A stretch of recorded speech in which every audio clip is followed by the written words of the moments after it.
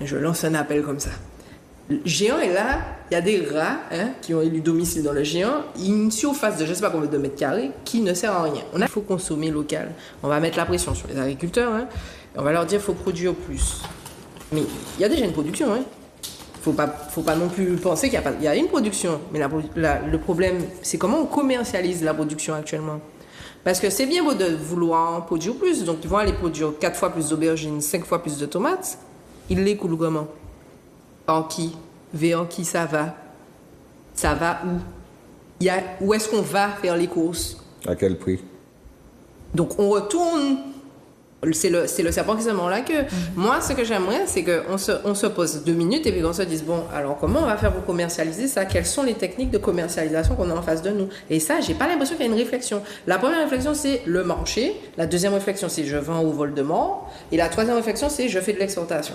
Comme une sorte d'économie circulaire? Mais j'avais fait un live sur Instagram, je disais, par exemple, je prends l'exemple de géant. Je lance un appel comme ça. Le géant est là, il y a des rats qui ont élu domicile dans le géant, une surface de je ne sais pas combien de mètres carrés qui ne sert à rien. On a déjà un Leclerc, on n'a pas besoin de deuxième supermarché là.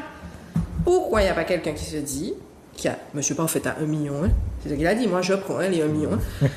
Allons changer ça, on fait un centre commercial, on n'appelle pas centre commercial, on met tous les agriculteurs qui veulent être là, parce que c'est le centre.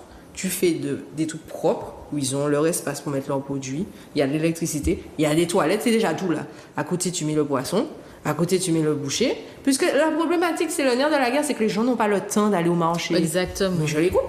Tu as tes enfants qui gueulent toute la journée dans ta tête là. Tu vas les mettre à 4h du matin dans la voiture, aller faire le marché à Fort-de-France? Mais pas du tout.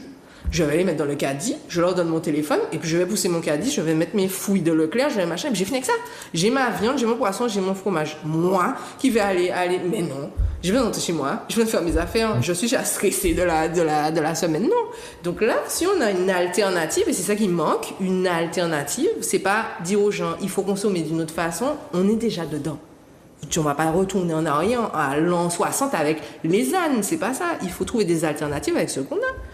Nous, ni un bâtiment qui est là qu'à garder nous. Je comprends pas. Eh ben, moi,